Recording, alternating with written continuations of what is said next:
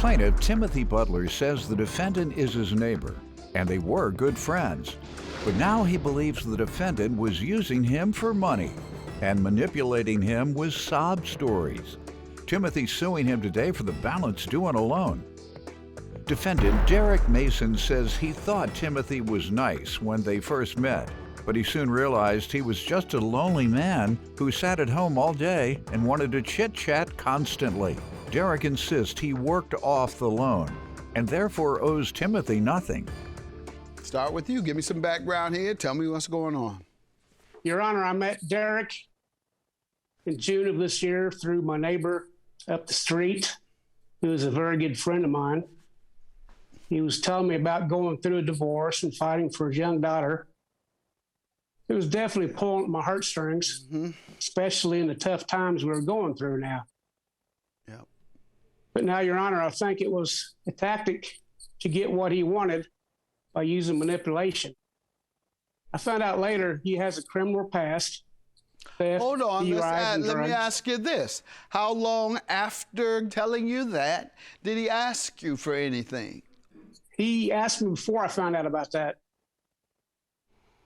Okay. I found out about that so he after. said, I need a few dollars. And then later he come back and say, you know, I told you I needed those few dollars, and it's because of my daughter, or one of the things that I'm going through was my daughter. He had already asked. Okay.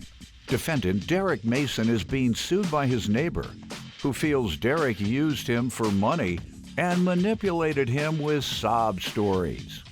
What did you say when he first asked? I listened to the story. He showed me where his car was getting ready to be repossessed, and he had 11 or 12 days before he was going to come get it. He told me he didn't want to lose his car, and I listened to it because he says, me and my daughter needs that car. We sat there, and I says, I'll loan you the money as long as you don't burn me. Wow. I'll loan you the money. He said he wouldn't burn me. All right, we'll get to the specifics of the actual case, the lawsuit and the failure to pay, as you allege. Let me get some background from you, sir. Your Honor, if I could start from the beginning. Like Tim said, I recently relocated to Seymour due to a separation with my wife. I had a friend also, the same friend of Tim's. He was going through the same thing. A divorce with his wife, so we felt that it would be beneficial for the both of us. Tim was? No, my friend, Tim's friend also. His wife run off. Okay. Exactly. Your wife run off yet, has she? No, I've been married 35 years. And she hadn't run off yet? Nope. Oh, good. Mine either. So me and you all right. I've been married 30... I thought you were closer to 40. 36 years. Okay. What did you say, 35? Yes. Mine was 36. We dated for 4. Oh, that's so okay. Made 40. Okay, she hadn't run off yet.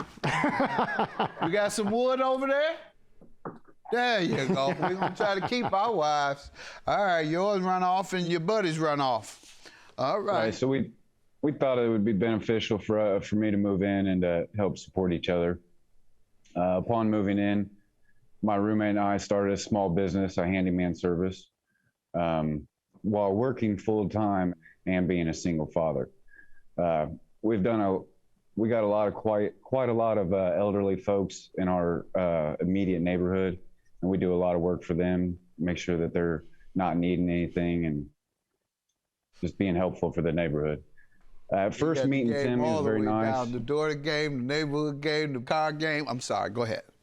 At first meeting with Tim, he was a very nice neighbor, kind, open to conversation, seemed he would be a good friend and a client.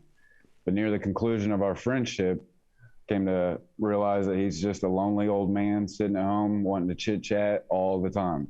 I got 2 jobs, a daughter at home. I don't have time to answer every single text message this guy sends me. And that's the ones where he said the money's on the way. Right. Go ahead. Which is basically that is why we're here today. That's what I feel like. I mean, the loan was in June.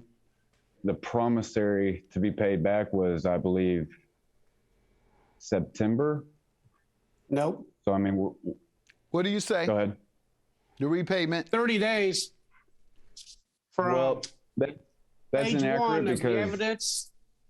Would you It say was it's written inaccurate? Why, sir? 6/28, and on the bottom it says temporary 30-day loan be paid back, and it was signed on the back by Derek Mason on Your Honor, 20. Yes, sir. I gave Tim evidence as to when I would have it paid back. I was actually kind of waiting on that child tax credit that everybody's getting right now, which would have been $350 per month. And actually, he is correct. September would have been the payoff. It would have been 60 days I would have needed to pay it back, not 30 days. 7/28. I get two payments, two $350 payments. You made what? How much? I said with the child tax credit, it would have been two. No, I thought you said you paid him something. I did pay him $100 in cash. That was after I'd come to find out that I was opted out of the child tax credit due to my ex-wife. I got you, sir. I can't. That's him and you and the sob stories. I need to get to the facts of the loan. And Right. $100 you paid him, and that left the balance of how much? $600. Defendant Derek Mason is being sued by his neighbor, who feels Derek used him for money and manipulated him with sob stories. And so, what do you say to the $600 that is still owed? When I became aware that the child tax credit wasn't going to come, I went to Tim as a man and told him what had happened, the reason as to why the loan would not be paid back at the time stated. And he was okay with that, me working cash payments to him off my paychecks from Walmart and also doing work around his house. Now, I have an invoice. You may have it in front of you. Page 1 evidence is an invoice for work done at Tim Butler's house. I add wouldn't have something to this, charged. Judge. What's that? When he brought the $100 down, we sat on the front porch. He gave me 5 $20 bills and said he wasn't going to be able to make the deadline. I says, well, I'll work with you. Just don't burn me. Mm-hmm. I says, pay me when you can. And at the same time, before I even gave him the money, I told him I was going to maybe have him do some work out in the backyard, which usually my good friend up the street that he's living with. Well, let him tell me first about this, because this is his defense regarding the yard work. Okay. So all this work was completed after the fact that the child tax credit wasn't going to come in. So I made the $100 cash payment to him, started doing work on his property. I don't do it by the hour, I do it by the job. So that's why it's listed as it is in the page 1 of my evidence. I wouldn't have charged this much because I thought we were friends and I thought we were helping each other. But then all of a sudden he's getting angry because I'm not responding to his chit chat texts. And then all of a sudden he's suing me in small claims. So that's why it's $850. You want to take me to small claims? Fine, you can pay full price. What did you all agree on, sir, regarding the yard work? Before I gave him the loan, a couple of weeks before, I told him I may have some work in the backyard, which my neighbor up the street always does small jobs for me at $15 an hour. And I'm always sitting on the porch. That night when he gave me the $100, he says, out of appreciation of you saving my car for me, I will do those small jobs for you for appreciation of saving the car. But once he found out I was taking small claims court, the very next morning, he sent me this outrageous invoice, which my evidence package is on page 12 for $850. And he had one job on there that removal of camper radiator and electrical wiring. Well, they actually removed a generator, which I hired my neighbor up the street to do, which he hired Chris. Okay, we're dealing with bigger issues. The issue really is whether there was an agreed amount. You say there was no agreed amount because it was volunteer, right, to show appreciation. And sir, you say he told you you would deduct it from the amount that you owe?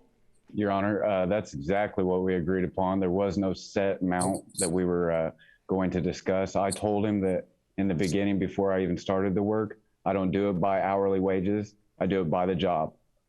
Those are my exact But that's not words. what we're debating. We're debating whether he agreed to deduct this from the amount you owe him. You're referring to everything other than what I need to know to make a decision. And that is, 1, he says there was no agreement. 2, you say the agreement was to complete this work and that would make you all even, right? Your Honor, it wasn't going to come to even. I was going to make this work not as much as what it's posted One on last here. time, what was the agreement?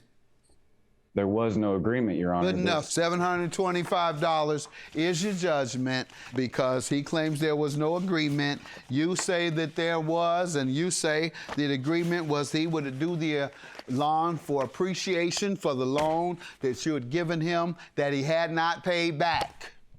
Have a good day. Judgment for the plaintiff because I believe him. Have a good day. Thank you, Your Honor. Hey, I tried to help you out, bud, and you burnt me. That's You said cool. you wouldn't burn me, and you burnt me. Well, I mean, I did all this work at his house. He can say what he wants. I mean, I don't care. It's petty. 3 hours Old of man, work, old man's 315 bored at minutes home. work. That's all it is. Came out to $289.09 an hour is what you was charging. How do you get to set the price for what my work is, sir? You don't get to set the Hey. price. Judgment's been settled.